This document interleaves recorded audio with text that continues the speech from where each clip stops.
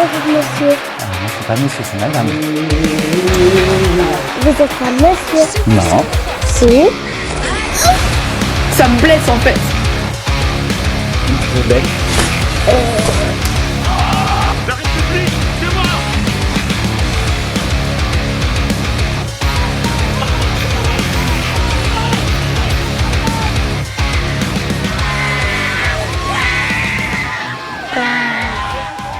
C'est bizarre.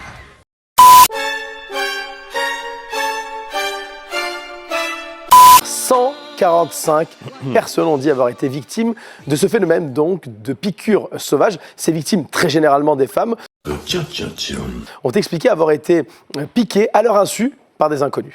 En fait, ces femmes ont été victimes d'un mystérieux appel lancé sur les réseaux sociaux. Oui, juste avant la fête de la musique, cet appel a circulé, mais il est aujourd'hui très difficile de le retrouver. Il visait, je cite, à attaquer et à piquer les femmes lors de cette fête de la musique. Une influenceuse féministe regardée, très suivie sur les réseaux sociaux, a même averti des femmes qui faisaient partie de sa communauté avec ce post dès vendredi, veille de fête de la musique, dans lequel elle leur proposait un code d'alerte. Selon le ministère de l'Intérieur, 12 personnes soupçonnées d'être les auteurs des piqûres ont été interpellées en France. J'ajoute que certaines victimes, parmi les 145 en France, ont fait des malaises et ont été prises en charge dans des hôpitaux afin de subir des analyses.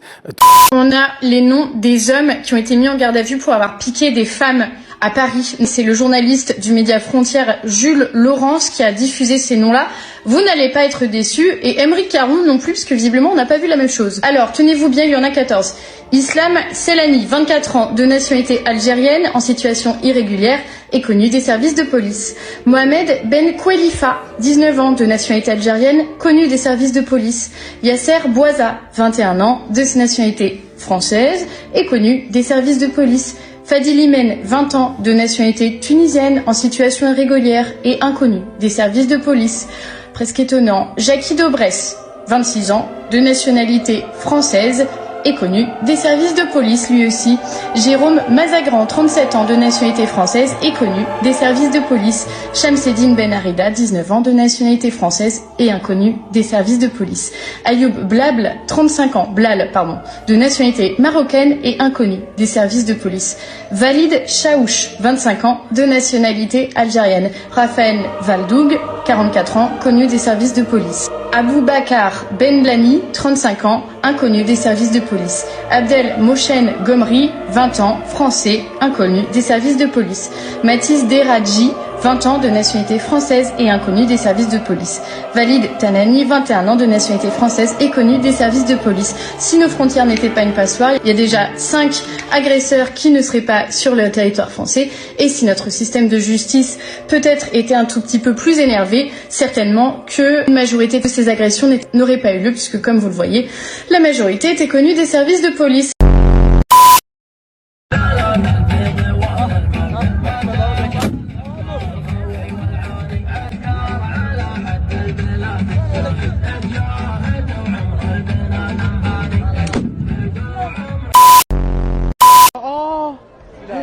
Ay bismillahirrahmanirrahim. Bu ne kız?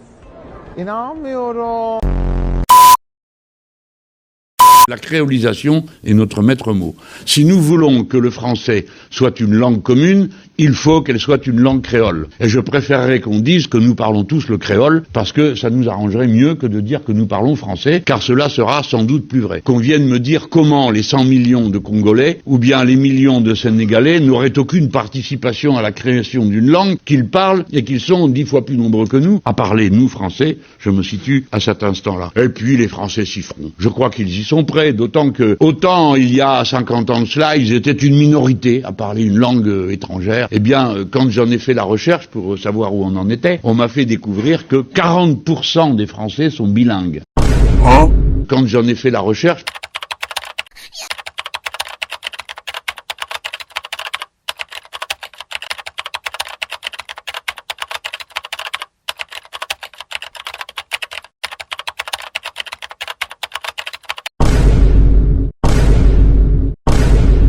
Quand j'en ai fait la recherche... Alors je pense qu'il y a un certain nombre de mes propres compatriotes qui se font une idée de plus en plus fausse de ce qu'est réellement la France. Car une France qui est la France, et où 40% de la population parle une autre langue, ça m'étonnerait qu'ils l'aient appris tous à l'école.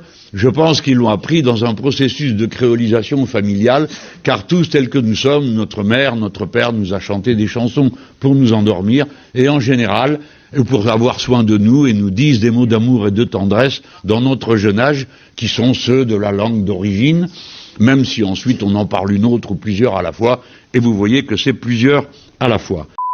La France a une raison de plus, et c'est le moment de le dire, de ne pas s'approprier la langue créole commune. Dernier petit message que j'aimerais faire passer. Il y a certains partis politiques qui pensent pouvoir montrer qu'ils sont amis de la communauté maintenant et qui veulent venir marcher avec nous à la Pride pour ensuite nous enlever des droits. L'extrême droite, vous pouvez rester chez vous, on n'a pas besoin de vous. On n'a pas besoin de vous à la Pride. Vraiment. Restez chez vous. Un décor féerique, celui de Disneyland Paris. Et cette centaine de figurants prêts à jouer les faux convives à ce qu'ils pensent être un vrai mariage. Celui de Margot et Jack.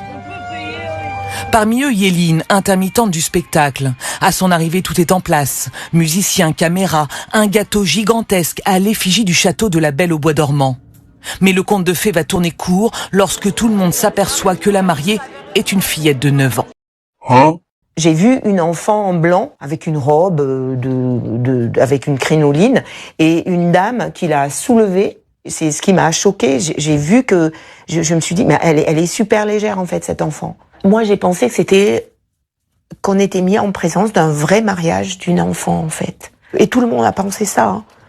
Quand ils nous ont dit elle est mineure, elle a 9 ans, toutes les mères de famille, personne n'a pensé que c'était une blague. La sécurité de Disney interrompt la cérémonie et appelle la police.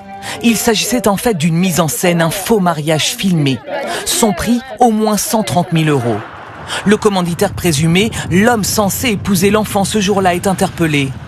39 ans, de nationalité britannique, il est inscrit au fichier des auteurs d'infractions sexuelles dans son pays.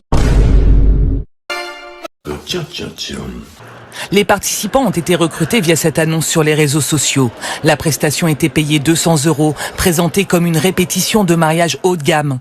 Cette autre figurante ne s'est pas méfiée. Tout le monde s'est fait avoir dans cette histoire-là, quoi. Et nous également, on s'est fait piéger par eux, enfin par les commanditaires de ce faux mariage. La fillette est de nationalité ukrainienne. Selon le procureur, cette jeune fille n'a subi aucune violence, ni physique, ni sexuelle. Pourquoi une telle mise en scène? À qui était destiné le film? Le faux marié a été écroué pour escroquerie. Il est aussi témoin assisté pour corruption de mineurs. Selon son avocat, l'homme nie avoir commandité cette troublante cérémonie.